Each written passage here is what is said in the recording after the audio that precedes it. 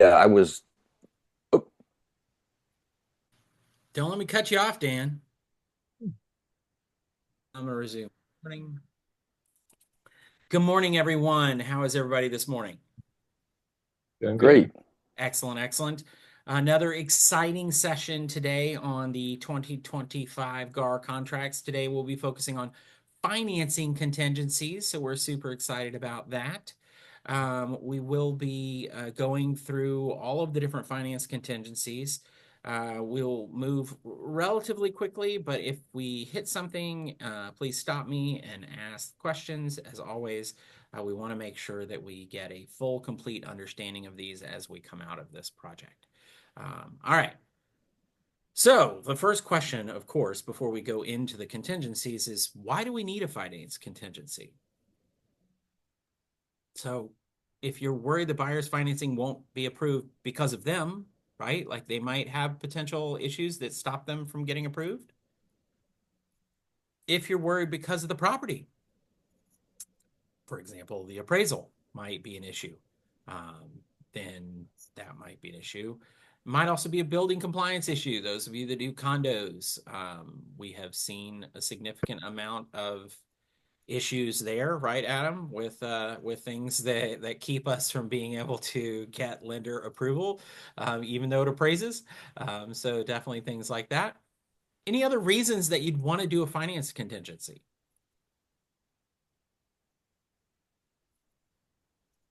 Anybody? Well, well, it's the buyer's protection.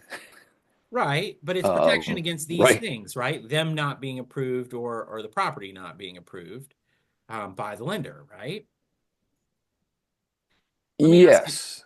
Let me ask it a different way. Is there any situation where you would not bother to do a finance contingency? Like you would not care about doing a finance contingency? It's cash. We They're haven't already had done one. being, they're already done with the underwriting process and the lender says they're good. And then you're not worried about the property? Hmm. So I will tell you, over the years, I have seen agents, and in a world when you're dealing with competitive offers, this can play in. I have seen agents that didn't even put in a finance contingency. Now, I've also seen listing agents that were like, oh, well, this isn't a valid contract, it doesn't have a finance contingency. It doesn't need one. It's like the contract says that this is a cash deal. Like, we don't have to have, as long as I bring the money to the table, I don't have to do a contingency for it, um, as long as the due diligence is long enough to deal with whatever last minute things that your lender might need to deal with, for example, an appraisal. If your lender can get an appraisal done in 3, 4 days and you've got a 7 day due diligence and your buyers are already through underwriting, maybe they went through underwriting on another property or they just have been, really, really strongly approved by your lender, then you could make a stronger offer by just not having a finance contingency, right? Because you're going to wrap everything up during due diligence. Um, the other reasons that you would need a finance contingency is if they're doing special financing like FHA or VA or the one that we don't deal with very much, but maybe some of our friends at Remax Center do. The USDA. USDA, that's it. Thank you. Uh, totally just, it's gone. So just things to think about. You don't always have to have a finance contingency. You can do a contract without one. You just have to, as always, balance the risk of whether you need to do that or not. So, Seth, let's look at this cash purchase, no financing contingency exhibit, which is kind of funny that it's called that now. But it is literally no financing contingency. Um, so, your two options, you can either be an all cash purchase and the buyer has sufficient liquid assets to do all cash. Um, they do not have a right to unilaterally extend the contract for 8 days, and that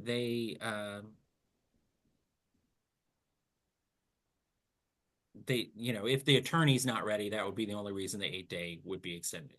if the lender's not, obviously if there's no lender, there's no way to use that. Which is good that they clarify that now, because there have been many times when people are like, oh, well, I have a cash deal, I need to delay. Nope, can't. Not if you don't have a lender involved. And then the option B, which is finance purchase with no financing contingency. Now, this is the part that makes this interesting. Even though the buyer is obtaining a mortgage, the buyer has no right to unilaterally extend for the 8 days for the reason of mortgage delay. So this is the argument that most seasoned agents make, is that, okay, wait a minute. If I'm doing a cash purchase, but I might finance it, I'm not using this contingency, because I'm going to lose my ability to do an 8-day unilateral for the lender not being ready. I'd actually rather just not have a contingency at all. So that is something you need to pay very close attention to, because if you use this contingency, or the no contingency, you actually are removing your buyer's right to have a unilateral extension for any reason other than the attorney not being ready. Okay? So just make sure that you understand that before you put somebody into that. Hey, Verification of... Go Brett, I'm ahead. sorry. Can you explain to the group, what does an 8-day unilateral mean? So as we covered in the purchase and sale agreement, the 8-day unilateral gives you the right to extend the closing without approval from the other party, barring if there's an issue with the mortgage or an issue with the closing attorney. Those are the two reasons. Those are the only two things you can use it for. And once it's used, it's gone. Only one party can use it, and once it's used, it's gone. So you get to the 11th hour and the lender says, oh my God, I've got to rerun whatever, right? Not the fault of the buyer. Key point. If it's the fault of the buyer, you can't do it. If it's the lender, oh shoot, I got to do this. I need more time. I can push out my 8 days and I'm good to go. So that's the same thing with the attorney. Oh, we had this little hiccup we need to fix. We can push out 8 days, and we don't need, and either the buyer or the seller can instigate that. So good question. When you say not at the fault of the buyer, I'm presuming that doesn't include if the buyer forgets to give their lender certain documents, and then it would be on the lender. So what you have to, this is where it gets into a gray area. If the lender says that it's their fault, then you have to kind of take their word for it. Now, it might be their fault because the buyer didn't get them documents fast enough and they don't bother to tell you that. But if you know that the buyer didn't get them documents fast enough and you call out the lender and say, look, did the buyer not get you the documents on time? Then that unilateral is no longer viable. So work with local lenders. But work with local lenders, definitely. Work with lenders that you... Brett, hey, Brett. Yeah. Okay, yeah, because sometimes the little green light doesn't come on. In perfect timing for this session, I have a couple of condo listings. A buyer's agent showed around dinner time. I always reach out for feedback, didn't get anything. I woke up this morning and they sent me an offer around midnight. Nice. That has a lender letter of some sort referencing an FHA loan, but there's no loan contingency in the offer. There was no request for the community association or the seller's disclosure, but they didn't forget the buyer broker compensation 259. Well, let's okay, talk. Let's talk about that when we get to FHA, because okay, there is language that we're going to look at that. I mean, they can't do an FHA loan without it. So we'll talk about that when we get to the FHA exhibit. But very good. Good comment, and congrats on the offer, although as bad as it sounds. So verification of funds. This, since it is a cash closing 99% of the time, you have to provide the cash showing that you have liquid funds.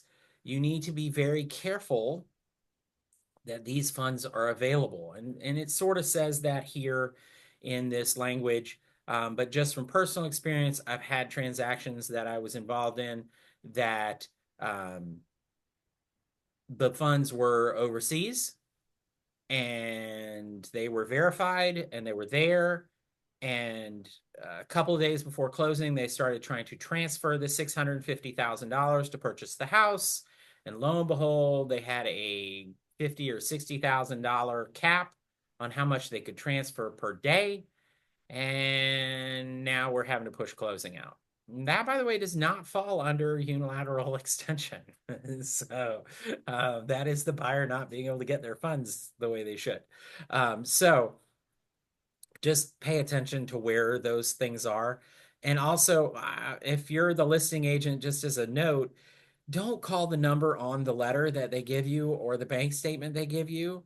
Like, look them up, Google, and call them some other way. Like if John Smith at Bank of America gave you this letter that says that their clients are have more than enough assets to buy the $1 million house, call Bank of America, ask about John Smith, ask about verification that those people have an account there, because you don't necessarily want to fall into the trap of that somebody wrote a letter that's not real.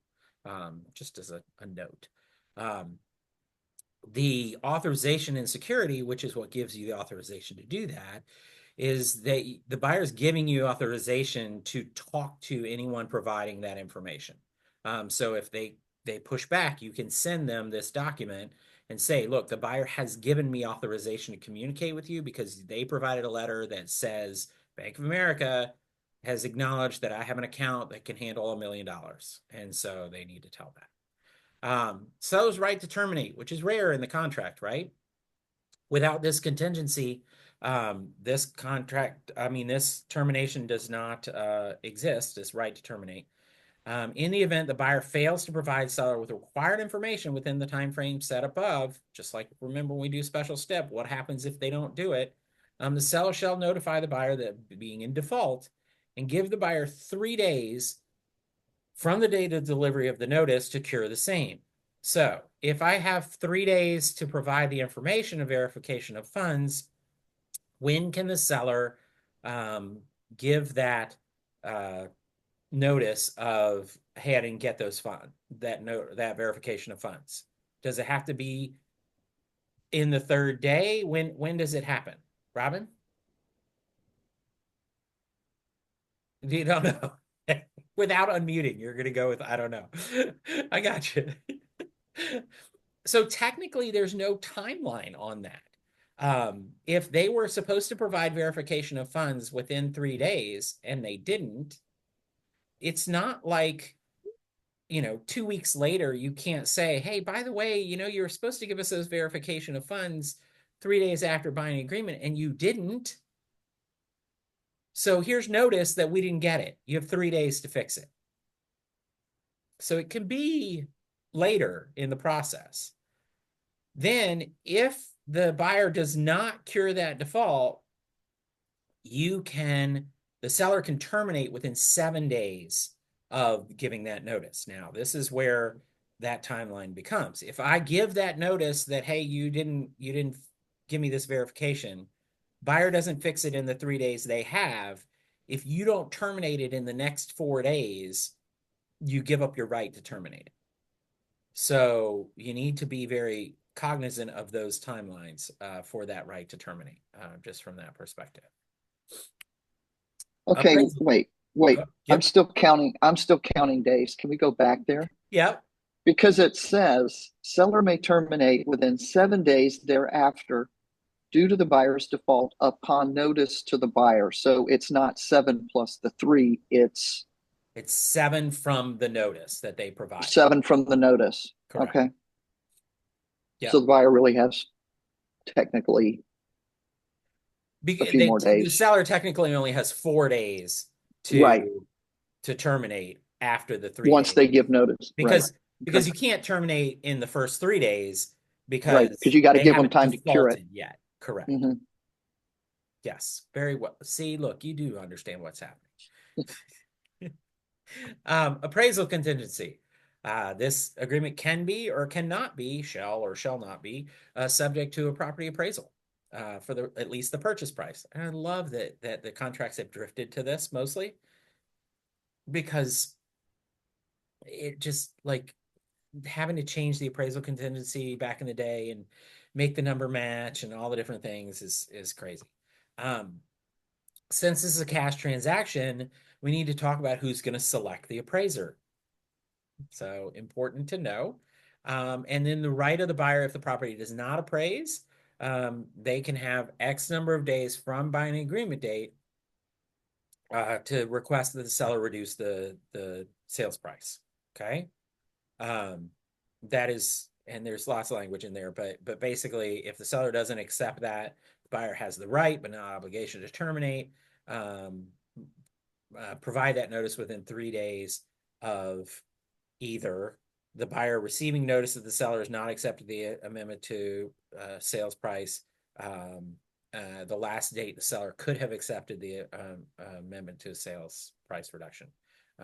Why they changed the name of that? It's very confusing. So that goes from there.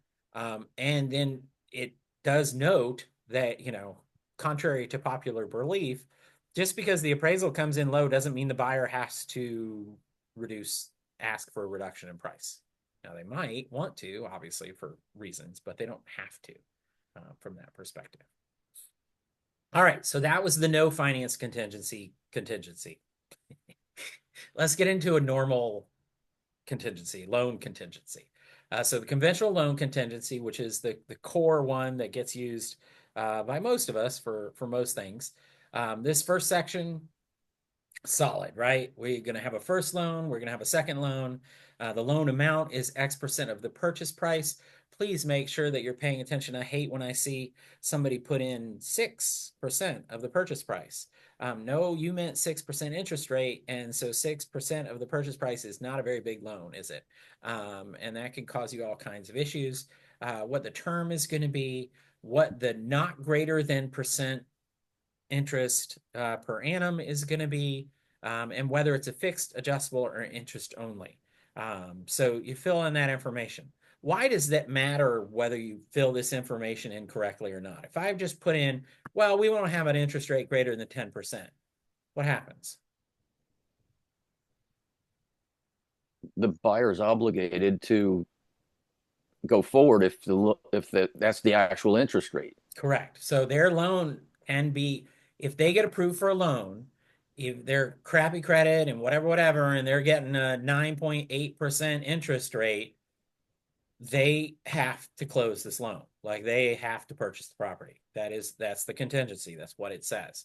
So the opposite of that, what if I only put like 3% in there? Well, nobody's going to qualify for a 3% loan right now, unless you're only doing 6% of the purchase price. Maybe they'd give you a 3% loan for that. But why, if you do that, well, then you're never going to qualify. And so basically you're giving a buyer a free pass to just walk away. Right? So you got to pay attention to that. All right. So use of particular lender. This is the one that bites people in the butt quite often. My favorite thing to do with this box is leave it blank. Okay. Contrary to many people's popular belief, my favorite thing to do is to leave it blank. Why? Because if for some reason you have to change lenders, now if that approved lender is not in this, that new lender is not in here, and the new lender is the one that gives the denial, you're screwed because it doesn't count. The only one that counts is in here, and we'll talk about that here in a minute. But the reality is that you are limiting your buyer's options by putting a lender in here. Now you can put 3 or 4 lenders in here if you want.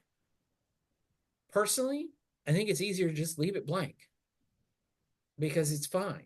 We're still going to notify the people of who the lender is. We're obviously giving them a letter, pre-approval, all that kind of stuff. So, those things all still fall in, but we don't have to have a pre-approved lender list in this document. Length of the financing contingency period. So length of the financing contingency shall be blank number of days. Length of the buyer's request a reduction in sales price based on a low appraisal is X number of days. Should those two numbers of days be the same? Not necessarily.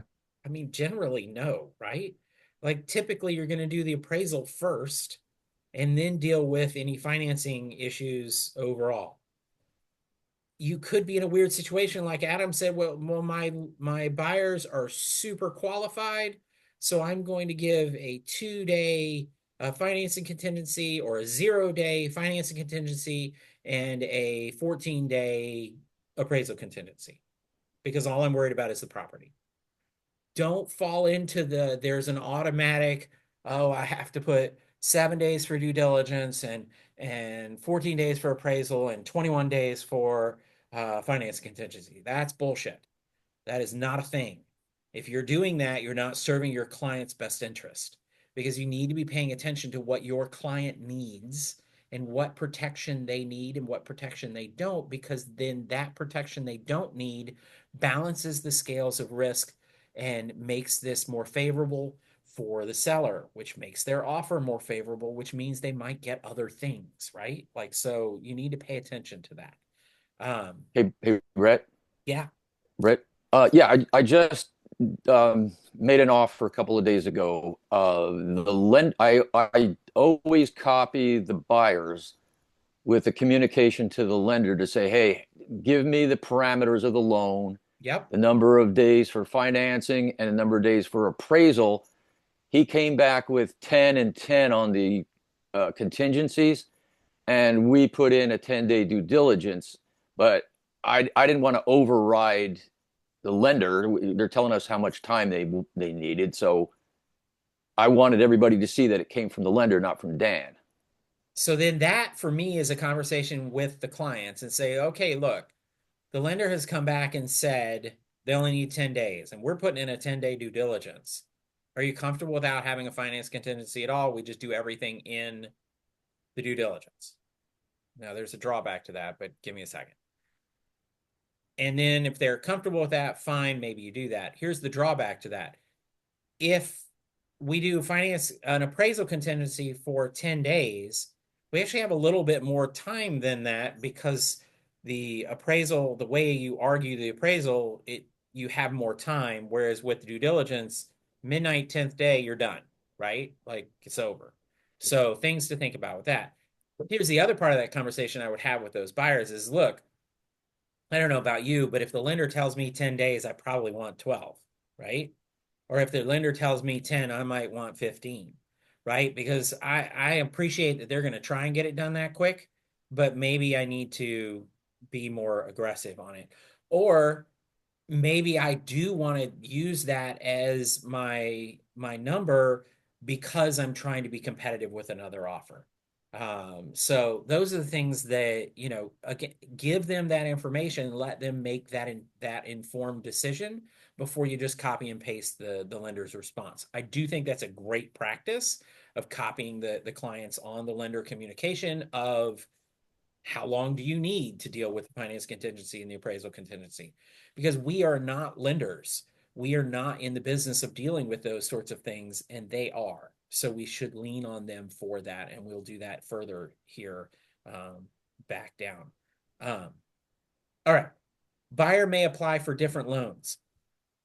A loan denial letter must be for the loan described above. So in that first block, that's the loan denial letter that you can get.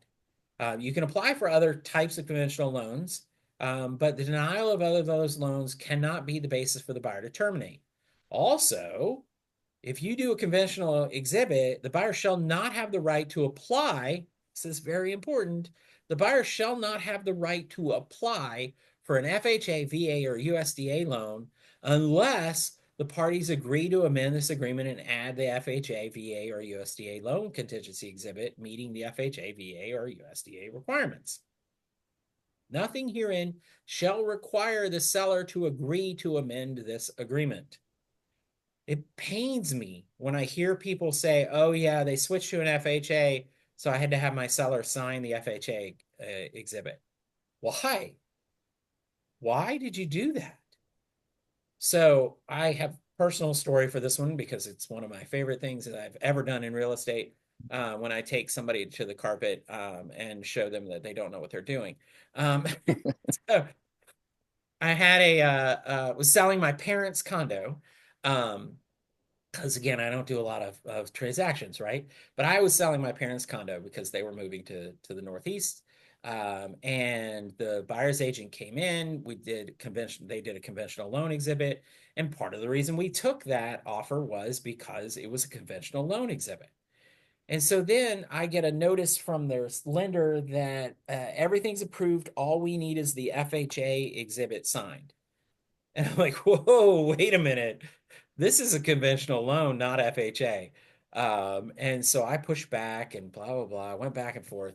And basically, I told the agent that, look, my clients are not agreeing to sign that FHA exhibit because you have the right to walk away.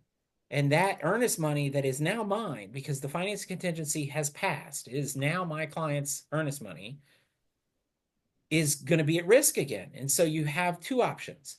You can do the conventional loan like you said you were going to, or you can convert the earnest money into option money and give it to my clients right now, make it non-refundable, period. And he said, oh, we can't do that. And we went round and round, and he got the head broker in charge involved from their brokerage. Unfortunately for him, I'm friends with the president of that brokerage.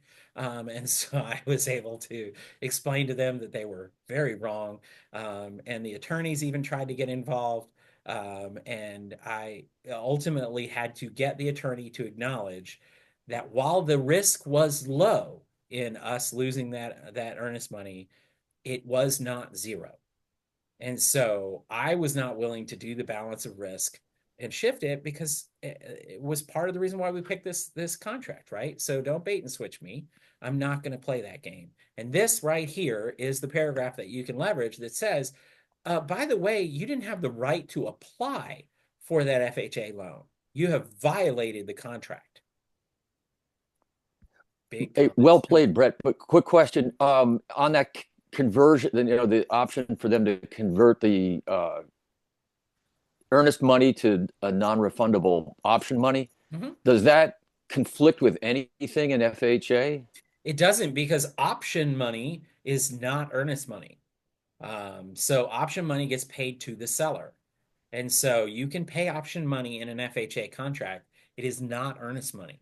And so it does not perform the same way. In that particular instance, we went to a contract that had the option money, in this case held by the attorney, but paid to the seller. And there was zero earnest money. And that was fine. So that was what it was. The next paragraph is another one that people miss a lot, is the buyer to notify the seller of intent to proceed. So when it is known, the buyer needs to promptly notify the seller of any mortgage lender that they've sent a notice of intent to proceed with the loan and the name and contact information of the loan originator. So if you've provided the letter at the beginning and this is who you're going with, then kind of you've already done that. But if you change to someone else, then the pre-approval letter you provided, you absolutely need to quickly provide that information, because remember, the seller has the right to talk to that loan originator and discuss the loan and go from there. So very important to go from there. Finance contingency, pretty straightforward, right? Loan denial letter has to be provided within 7 days of the notice of termination due to the finance contingency, which is nice. It used to have to come with it, which was difficult. But it does say that the loan denial letter and lender issuing loan denial letter must meet all the requirements set forth in the contract, right? And so that means they have to be, if you have approved lenders, it has to be one of them. And it may be provided to the seller after if the above referenced 7-day period goes after that contingency, which is fine. Special approval if the property is a condo or subject to a master insurance policy. This is a paragraph that if you do condos, you should understand this is in here. If the property is part of a condo or covered under a master fire and casualty insurance policy, this agreement is additionally contingent upon the buyer's lender obtaining underwriting approval of the condo project and the property. If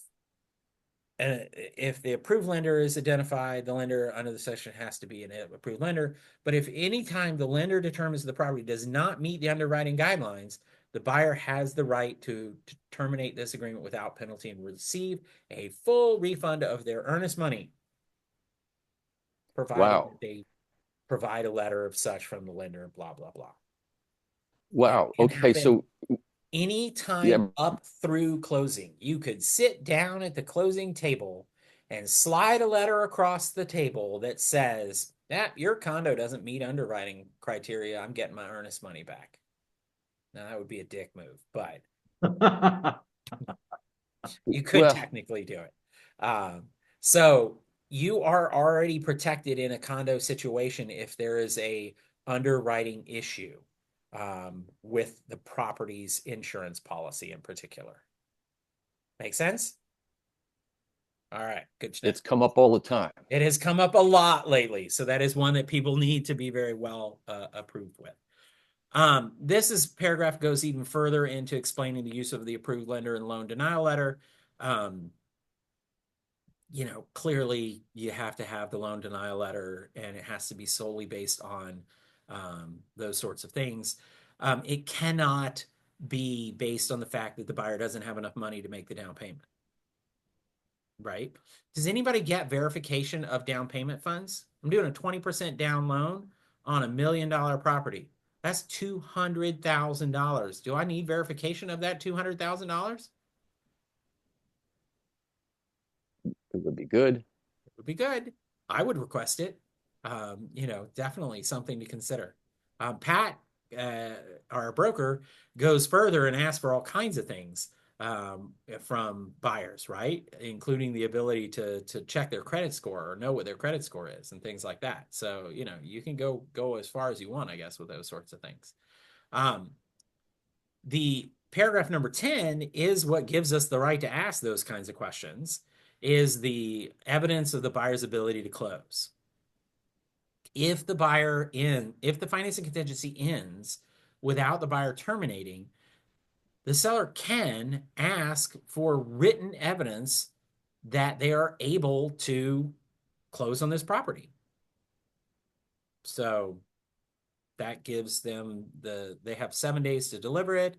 And you can't make that request less than 7 days before the closing.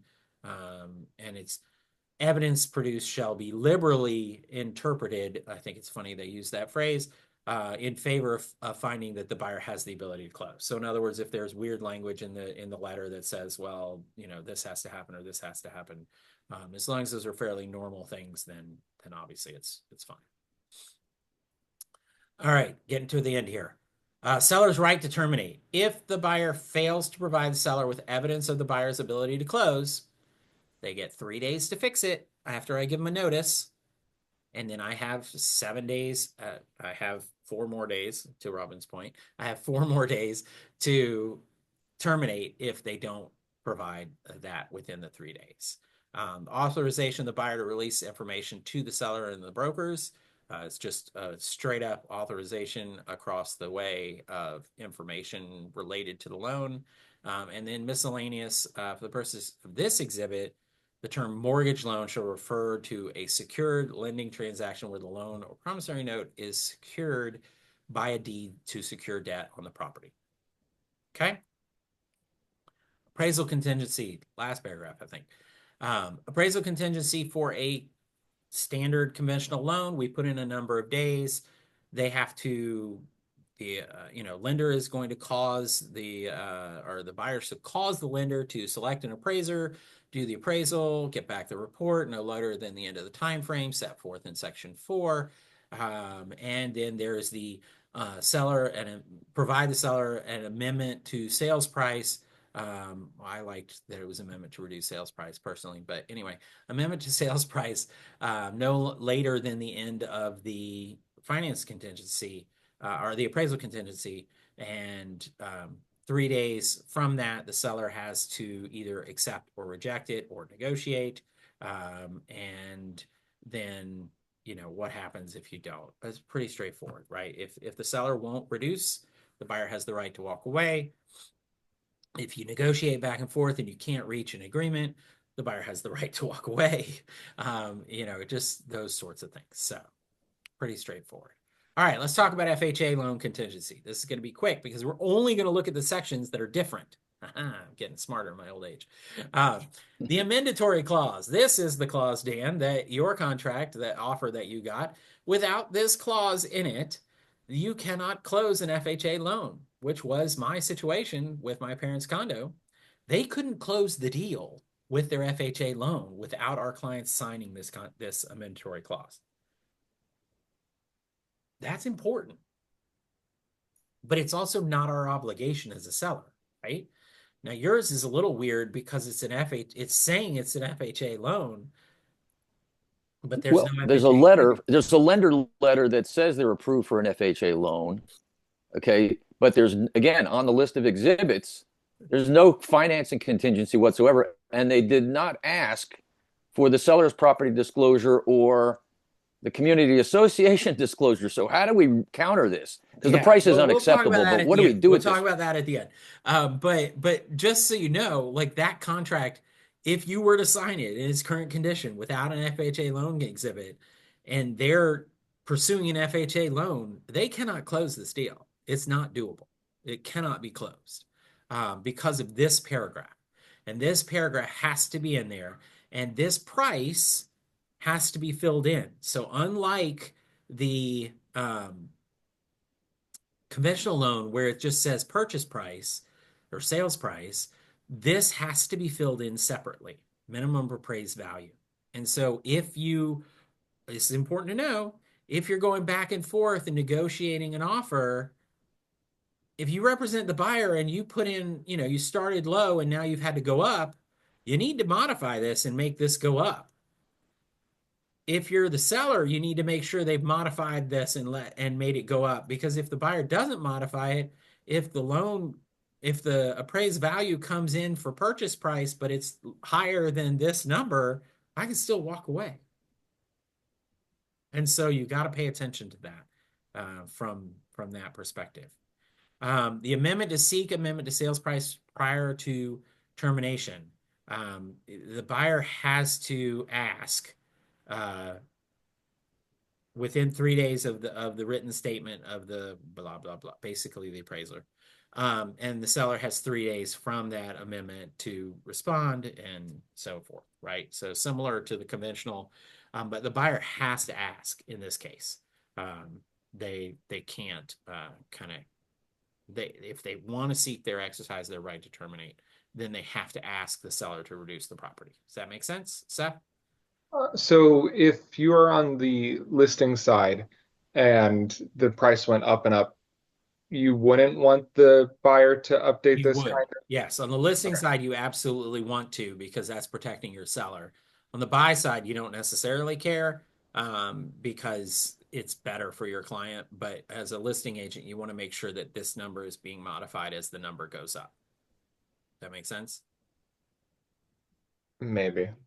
Because otherwise, let me use real numbers. Say I'm buying a house for $100,000. Your listing, Seth, is $150,000 listing. Okay. I write an offer for $125,000 FHA, and so I put 125 in this paragraph 13. Okay. Yep. You come back and you counter. Look, we need to be at like 145, or this is not going to work. Okay, great. I accept 145, but I still have 125 written in this 13 amendatory clause. Property appraises for 130. Or hell, the property appraises for 145. Because it didn't appraise for 125, I can seek a reduction to this 125 And your seller's going to say, wait, no, you agreed on 145, and therefore I can terminate the contract. Whoops. I can't make you sell it to me for 125, but I can get out of the contract. So as a listing agent, you don't want people to be able to do that. So you'd want to amend this to say 145. So if you were to counter that, just as a process statement, and I'm looking over here because you guys are over there, to amend that, you would not only say in your counter that you would change that, but in the special step, the section, the open section of the counter, you would say FHA loan contingency exhibit, whatever, paragraph 13 amendatory clause shall be modified to say $145,000 for the minimum appraised value. Make sense? Awesome. All right. Next section that the FHA has is all about the amendment mortgage insurance premium. You can, it's an upfront number. I purposely don't have any idea what this number is because I'm not a lender. And I do not like to answer questions when I don't know the answer for sure. And this number does change. It has changed. It may change again. So in just to Dan's point of writing the question about how much time do you need, I want to ask, if they're doing FHA, I'm going to ask these questions, right? Like I'm going to say, what's the FHA upfront percentage? And does the buyer plan to pay that in full at closing or add it to the loan amount? 99% of the time it's added to the loan amount, but don't make that assumption, right? And then go from there. The seller shall pay the following lender fees: tax service fee. These costs are included or are in addition to any closing cost. A good buyer's agent is always going to mark in addition, just because that way it's just a few extra dollars that your buyer's going to get. And then the repairs. The repairs are going to be paid for by the seller. If you're the buyer's agent, typically you're going to want the seller to pay for the repairs, and they're not going to exceed X amount of dollars. This is one of those things that comes with experience.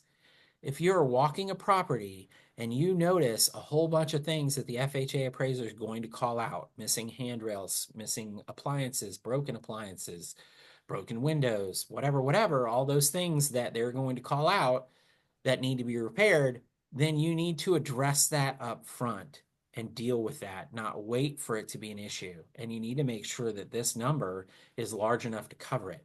Because if you put $500 in here or $100 in here and there's $5,000 worth of repairs that need to be done, the seller can say, tough, you got to pay for the rest of it yourself. And you don't have much to stand on. So be aware of that. It's just important to understand. Okay. Brett, does the FHA appraisal include sort of an inspection?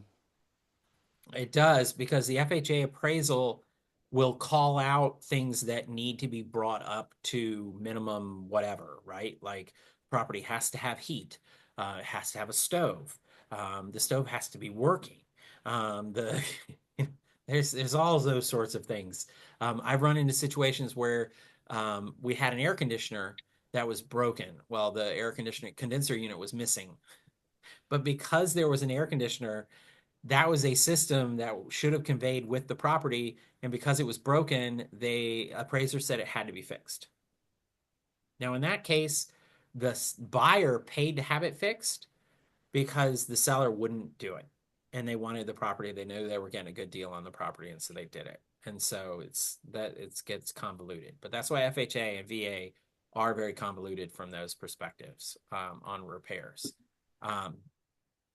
Interesting to see here that oftentimes we put in stipulations about septic inspections and things. If you have an FHA exhibit, if the lender says that the septic tank needs to be, or the well needs to be inspected prior to closing, seller has to pay for that. Hey, you should be paying attention to that if you're the listing agent, right?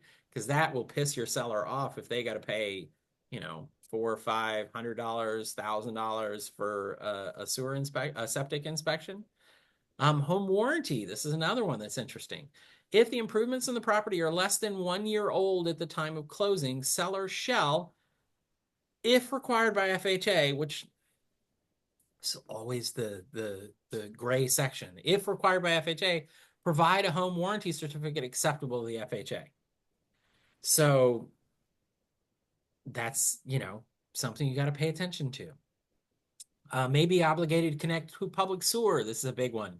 All over the city, there are houses on septic systems in neighborhoods that have sewers. If the neighborhood has sewer available in the street, the property must be connected to it.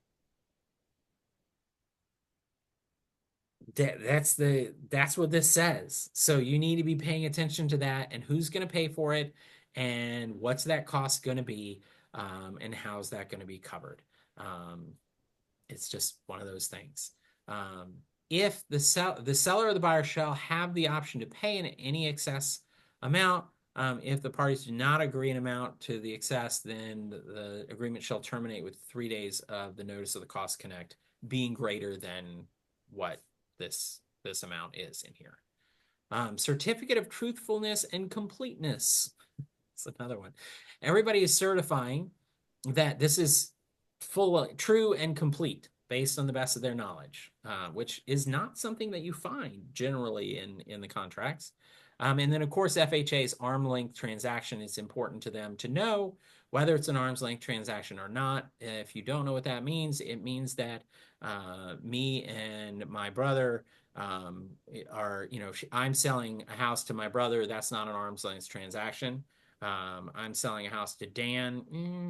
It's probably an arm's length transaction, but I probably would notify that it wasn't, and the lender would be okay with that. Just, those sorts of things. So it's kind of like material relationships. Brett, does 21 normally is there like a standard for what is put there or what is accepted by different listing agents, buyers agents, those things? It is totally variable based on where your property is and how hard it's going to be to connect. If you're on a third of an acre lot, and the the septic system's in the front yard and the sewer line's in the front of the house, the cost for that is significantly different than if the septic system's coming out the back of the house and the sewer line's in the front of the house, and now I got to run around the house to get to it. So just those kinds of, you got to have some general idea of where things are when you're dealing with that. So my suggestion is, if you come upon a property that has septic that is going to go FHA, get the most experienced people you have in your circle involved and have a conversation, because it varies.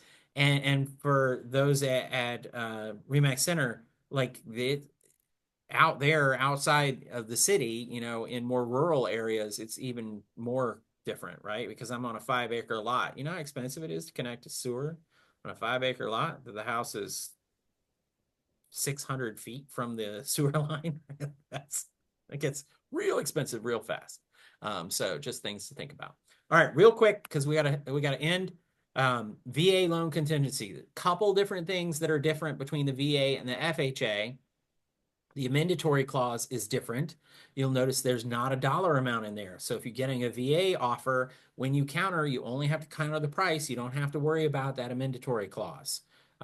But just like the FHA contingency, that appraisal contingency, which is effectively what the amendatory clause is, goes all the way through closing. So if for some reason at closing or right before closing, when they recheck with the lender says in underwriting, nope, sorry, that value's not good for us. It needs to be $5,000 less. That buyer does not have to close, and they can get their earnest money back, which is why I pitched such a fit about my parents' earnest money. VA funding fee, which is similar to the FHA prepaid whatever fee. But again, there's eligibility requirements. Whenever you're dealing with a veteran using the VA loan, One of the first things you want to do with them is get a copy of their eligibility certificate, so that you can have an understanding of what their level of eligibility is. Depending on their rank and service and all those sorts of things, that VA funding fee may be zero. It may go away. So you want to pay attention to that, and that way you don't have to worry about it.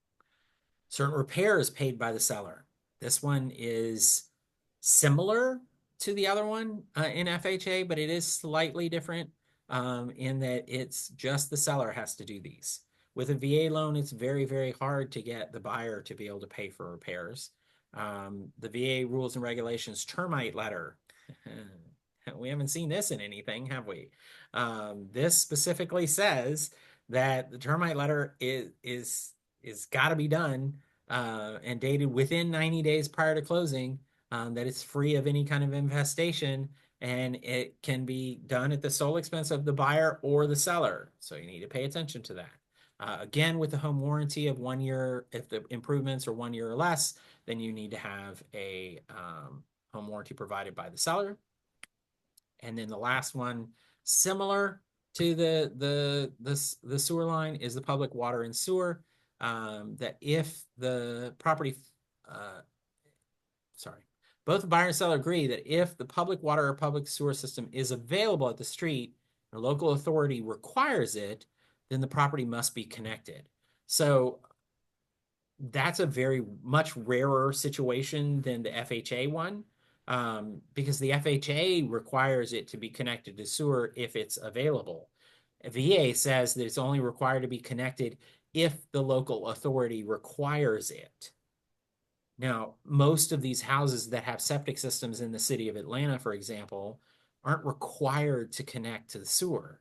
They're perfectly acceptable under grandfathering to be able to use that septic system that's there. So just things. How can we verify that? Talk to the building and zoning department for whatever municipality. Always ask questions from that perspective. And that was that. So we are all done. Wasn't that quick and easy? Yes. I think that was pretty good. Very good. Give us any last questions, Dan. To your point, you got a contract that came across with bad contingencies or lack of contingencies that they need in this case. They don't have to have finance contingency, but if you're going to do an FHA loan, you do. I mean, I would call the agent and say, dude, this is not good. Like, what's going on here? Because if you're giving me a pre-approval that says you're FHA and you're not giving me an FHA approval contingency, you're going to have a real difficult problem closing that loan. Talk to me about what's going on and see what happens. Yeah, okay, because again, I don't want to hijack the meeting here, but maybe I can call you in a few minutes if you're free. I just want to. I got back-to-backs this morning, but I'll catch in with you today. But they, I mean, the reality is that you've got to get that buyer's agent to understand that their offer is not viable. It's no different than if they sent you an offer that was missing a legal description or didn't have, certain things filled out that made it not viable or made it voidable that you wouldn't want to sign, right? And so sometimes what we run into, and this is a general contract conversation, is that we get offers from agents that are horrible at writing contracts. And sometimes the best thing to do is to write a completely new contract and respond back. Just like if you were to get a contract on a non-GAR form, you wouldn't want your seller to sign that offer. You would want to respond back with the GAR version of that contract. And you'll find that it's missing a whole bunch of information that you want to fill out when you go to fill out the GAR contract. You fill that out in your seller's best interest, and you present it as the offer from the seller to the buyer. That is to me the best advice that I can give in this particular situation, Dan, is that if the buyer's agent's not capable, which it sounds like is the possibility, of providing a viable offer, take the information that you have and put together an offer from your seller to that buyer that is viable. and make all of the things in favor of your seller that the seller wants in favor of them, and present that as an offer to their client. And that's the Well, best way to handle that.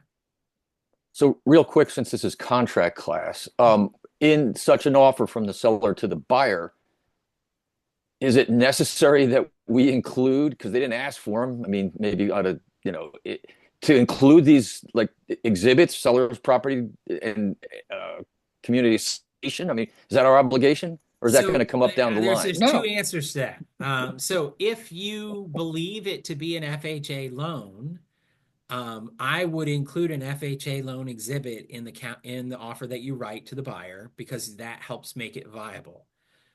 Because disclosures are a thing that protect your seller, I would include those disclosures in that offer and make them a part of the contract, so that we know for sure that the buyer has seen them before they sign on that offer. Because again, that helps protect your seller. Those are things that protect your seller. If you did not have any information about the loan being FHA or any kind of loan or whatever, then no, you're not obligated to include a finance contingency as an example, since that's what we were talking about today. We clearly can't, as the seller side, fill in a loan contingency for the buyer. So Well, and that's I where think he you're needs going to to. have to look at the letter they sent you, or talk to the listing agent, talk to the lender, call the lender on the letter and say, hey, look, this agent didn't provide a contingency. Are these people really going FHA? And if they are, I need you to answer these questions, because I need to write a better offer and send it back. That Very would be good. what I would do. All good? Awesome. Good. I love when the real world crosses with our theoretical training, because that makes it so Yeah, much more fun. I thought it would help out. It does. It gives us a little bit of reality check. So thank you for coming.